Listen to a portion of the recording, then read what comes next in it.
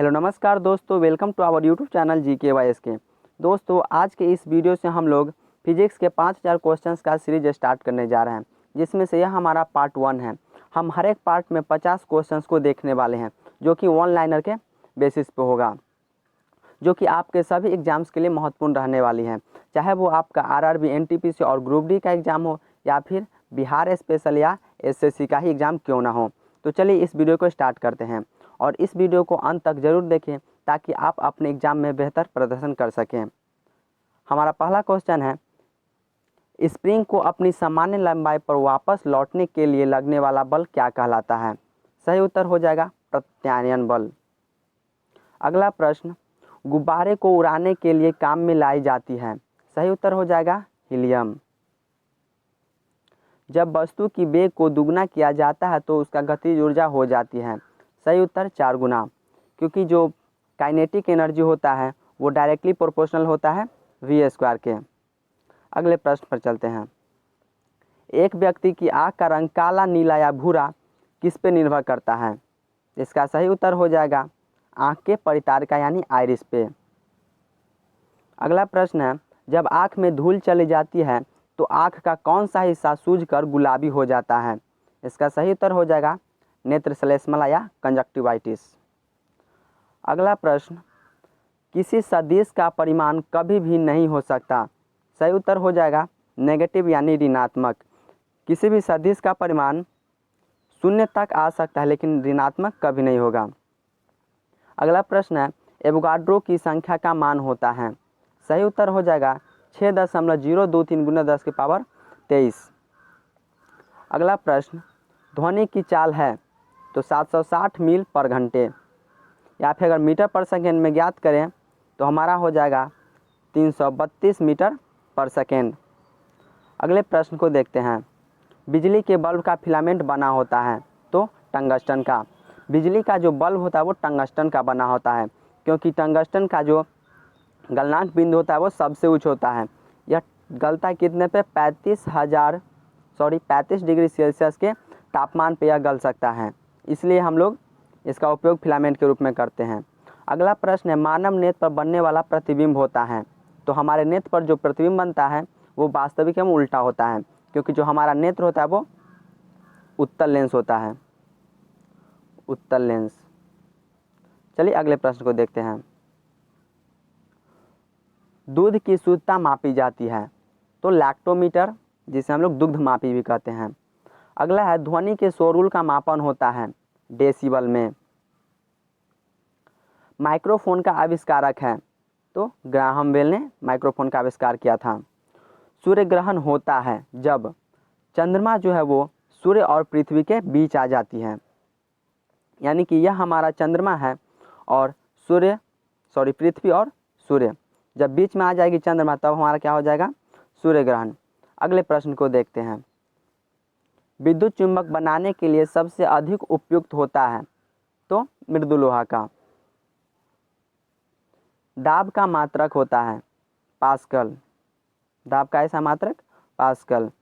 द्रव्यमान का ऐसा मात्रक क्या हो जाएगा? किलोग्राम। क्षेत्रफल का ऐसा मात्रक क्षेत्रफल का ऐसा मात्रक नहीं होता, क्षेत्रफल का मात्रक क्या हो जाएगा? Metre square. लेकिन यहाँ पे क्वेश्चन है, क्षेत्रफल एक राशि है, कैसा? तो अदिश राशि है।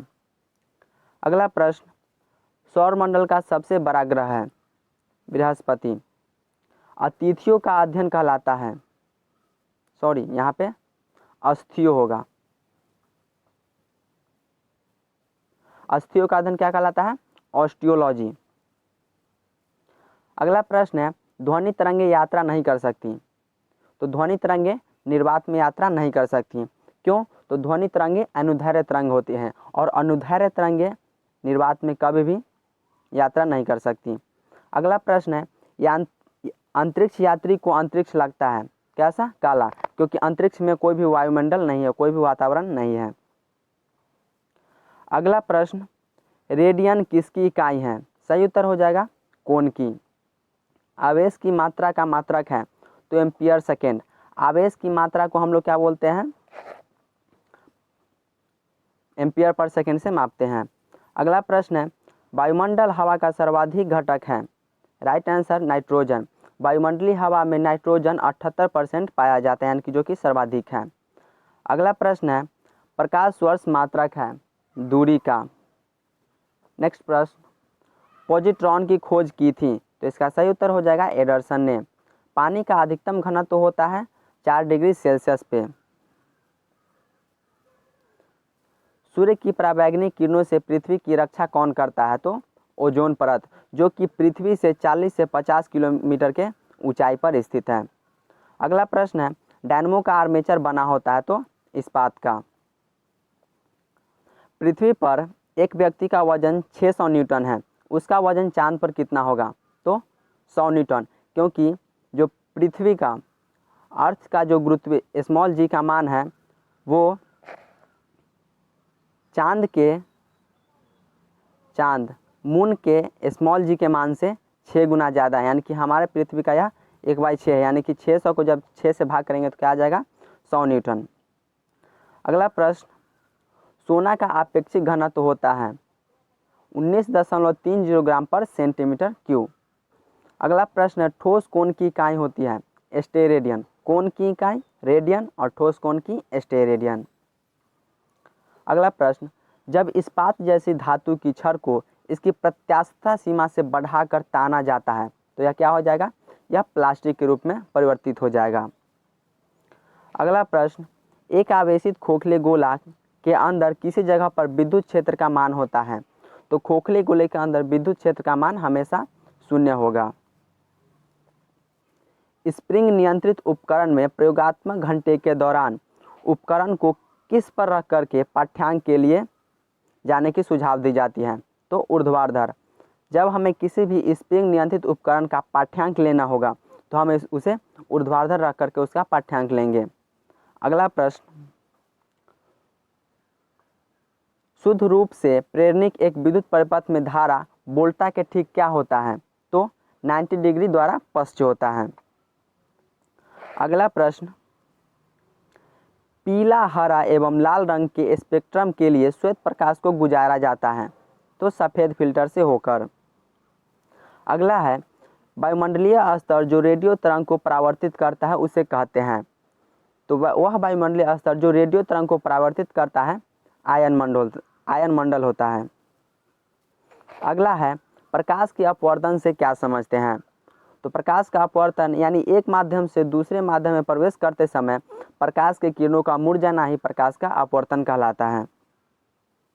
अगला प्रश्न है, एक दृश्यमान स्पेक्ट्रम में न्यूनतम तरंगदैर्घ्य वाला रंग है, तो न्यूनतम तरंगदैर्घ्य वाला रंग हो जाएगा आपका बैंगनी, और सबसे ज़्यादा यानी अधिकतम तरंगदैर्घ्य जो होता है वो लाल रंग का होता है, और अधिकतम तरंगदैर्घ्य होने के कारण ही लाल रंग का प्रयोग खतरे के निशाने में यानी कि डेंजर में उपयोग किया जाता है।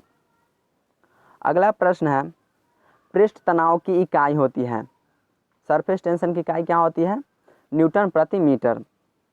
अगला प्रश्न है, डायनामाइट का आविष्कार करने वाला स्वीडिश रसायनज्ञ, अभिनेता एवं उद्योगपति का नाम बताइए, तो वो कौन थे, अल्फ्रेड बर्नार्ड नोबेल। इनके ही नाम पे नोबेल पुरस्कार दिया जाता है। अगला प्रश्न, गणना में सहायक गणितीय साधन के रूप में लघुगणक यानी लॉग की खोज किन्होंने की, तो जॉन नेपियर ने। अगला प्रश्न है, चमगादड़ अंधेरे में उड़ सकते हैं क्योंकि जो चमगादड़ होते हैं वो प्रस्रव्य तरंगों को उत्पन्न करते हैं। उत्तर हो जाएगा क्योंकि इनका मार्गदर्शन उनके द्वारा उत्पन्न प्रस्रव्य तरंगे द्वारा होता है।